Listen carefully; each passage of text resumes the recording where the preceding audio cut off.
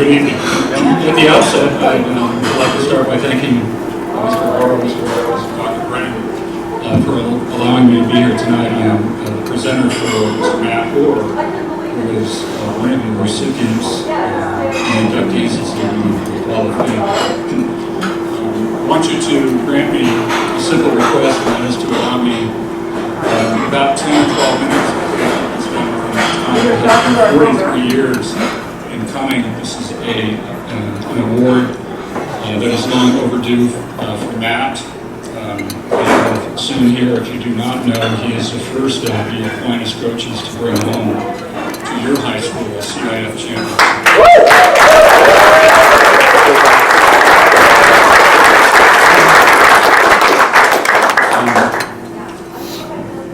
I want to start. I'm going to actually turn the clock back to 1971. That was my junior year, at the age of 16, and the universe had sent me, as of that moment, a gift of unequal value. It came in the form of a newly minted varsity basketball coach, a former pitcher for the Detroit Tigers organization.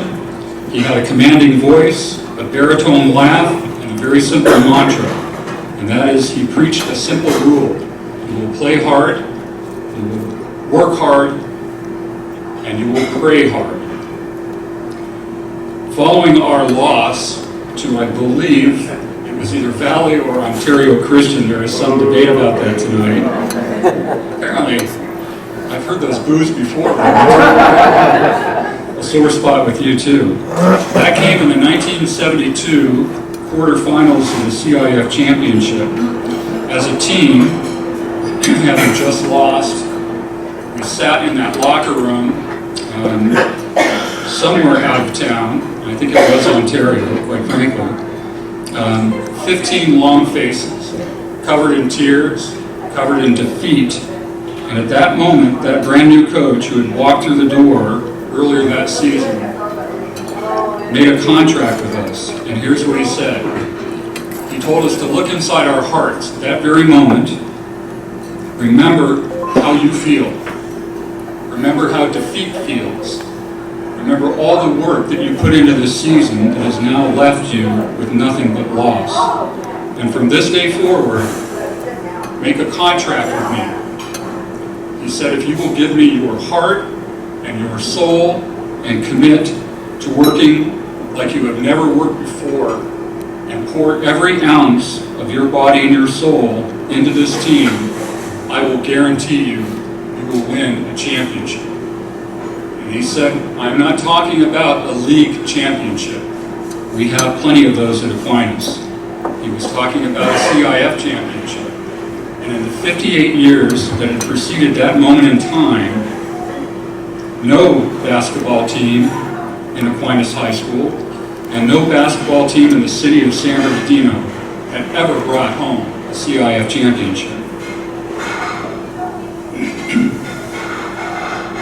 He told us at that moment in time that if we made that commitment, that every single person from that point forward would remember that team. He told us they may not remember your name, they may not remember where you came from, but they will remember what you did. Now, I'm a judge, and for 30 years I was a lawyer, and I can tell you that that is what we call a bilateral contract. It is a promise in exchange for another promise. And you will not receive a bill for that advice tonight. And down to the last man on that team, every single member signed on. But we did not sign on with ink.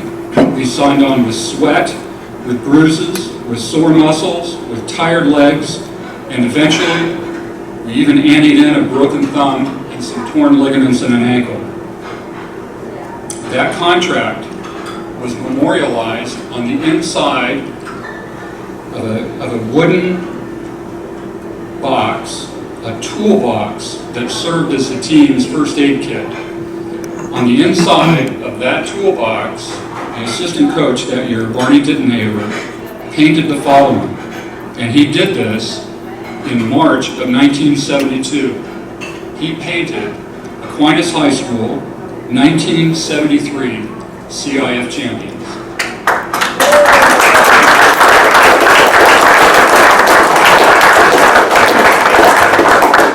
And like most people, we didn't read the fine print.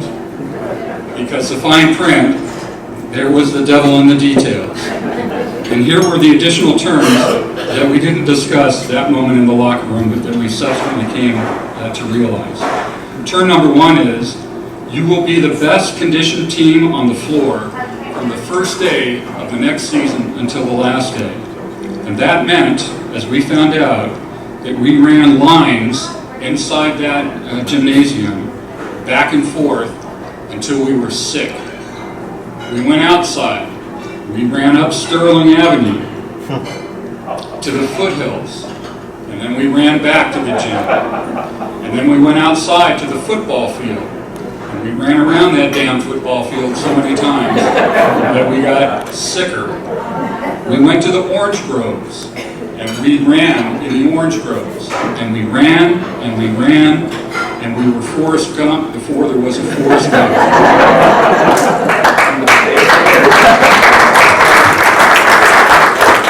If you ever saw the movie Miracle on Ice, you'll remember that the coach, Herb Brooks, did the exact same thing with his 1980 U.S. Olympic hockey team. He used the ice instead of the floor.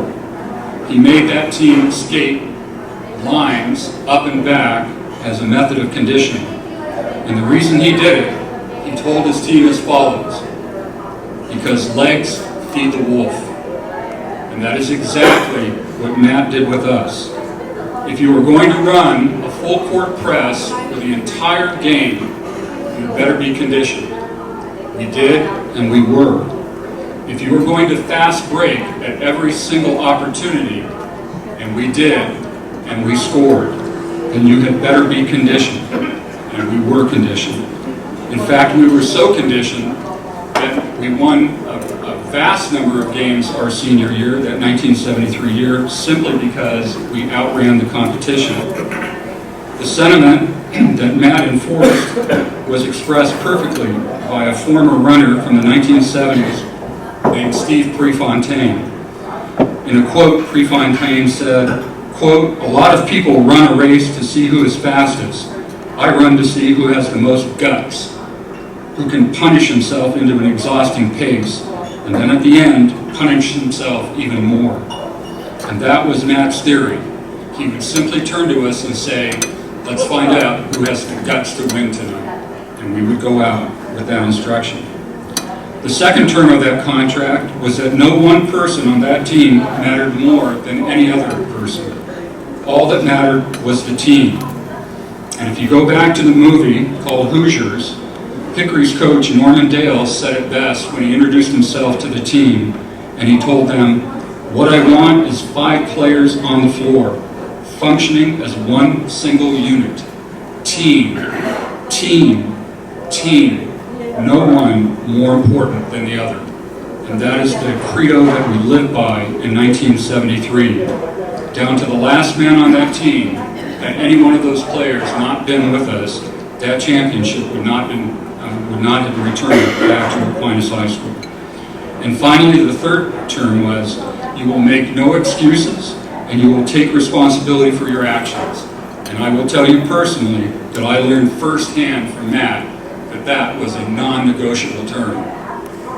You will take responsibility for your conduct, you will learn from your mistakes, and you will do everything possible to avoid repeating them again. Under that contract, we were no longer a team, we were a family. We were simply a family with a different last name. And it was us against everyone else. My senior year, in 1973, we played 32 games. We won 23 of those games. Only one of those 9 losses was to a school our own size. And that loss came in a road game in Riverside. I will not tell you who we played because I refuse.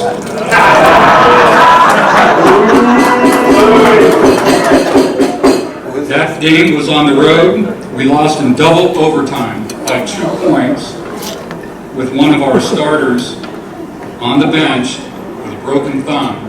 That individual routinely scored 20 points and pulled down 20 rebounds.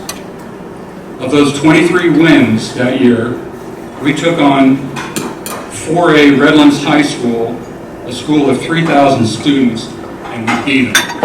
And we didn't just beat them, we crushed them. We went on. We went on to play 3A North High School, a school of over 2,000 students in Riverside, and we beat them. We beat AA schools, and we beat single A schools alike. On 2 occasions, we scored over 100 points, and in one of those games, we set a CIF scoring record of 138 points. Wow!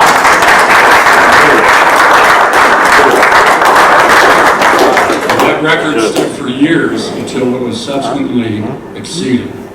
We fought, and we battled, and we did not stop fighting and battling until we had beaten our last opponent, which was Bishop High School in the Los Angeles Sports Arena on Saturday, March 10th of 1973. Look what old age does to you. It is not pretty. And after that victory, we went home. That contract, that bilateral contract that I talked to you about, in the eyes of the law and in the language of the law, was fully executed, which means that it was complete. The consideration had been paid by both players and by coach. We had given all that we could give, and we had received all that we were promised. And that brought home that trophy, a basketball championship, to stand alone in a trophy case at Aquinas High School. It still stands alone today in terms of basketball. I'm aware that there are players here and coaches here who subsequently brought home a CIF championship in football. I salute you because I know the pain and the suffering that you went through to bring those championships back to Aquinas High School. This past week, I had an opportunity to call Matt. I don't live locally, I live up in Sacramento. And I called Matt on the phone, and I asked him if he would be so kind as to share information with me about his past history. And over the next 2 hours, we talked about his family, we talked about his experience growing up in San Bernardino's Catholic school system, we talked about his travels outside of high school, his life in college at LA State, his life as a pitcher in the Detroit Tigers organization, and we talked about his experiences in both baseball and basketball as a coach at Aquinas and Bloomington High School.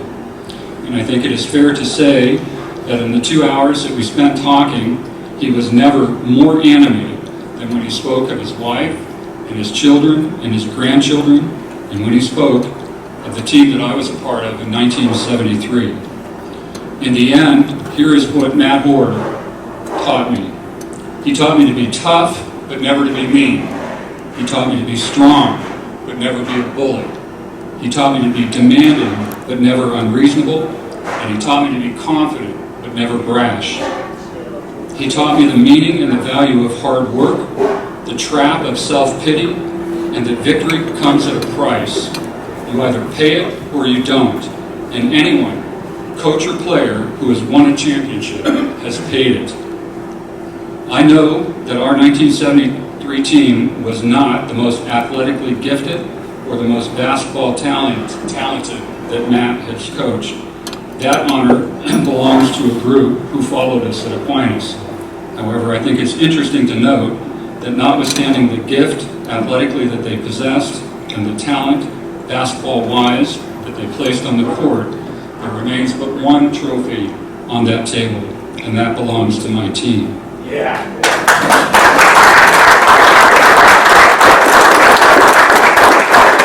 Because I know that we were the most hard-nosed, strong-willed, never say die, take you to the mat, spit in your eye group of players that Matt Hoare ever coached or that Aquinas High School ever put on the basketball floor.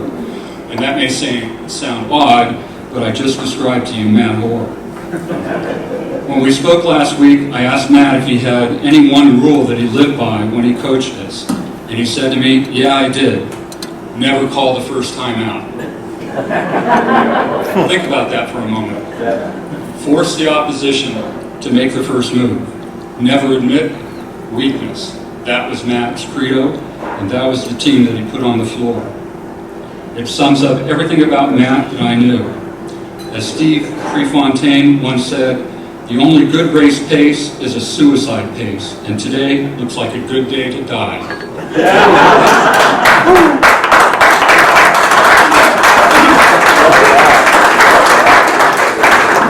Or, as Matt would tell us just before every game started, as we began to leave the locker room, gentlemen, lace up your shoes, because tonight we're going to run them out of the gym. And run them we did. We ran them all the way to Los Angeles, to the LA Sports Arena, and we ran them back to Aquinas High School. Ladies and gentlemen, I present to you Mr. Matt Hoare, the architect, the engineer, and the head coach of the 1973 CIF Class A basketball champions of Aquinas High School, and now a member of the inaugural class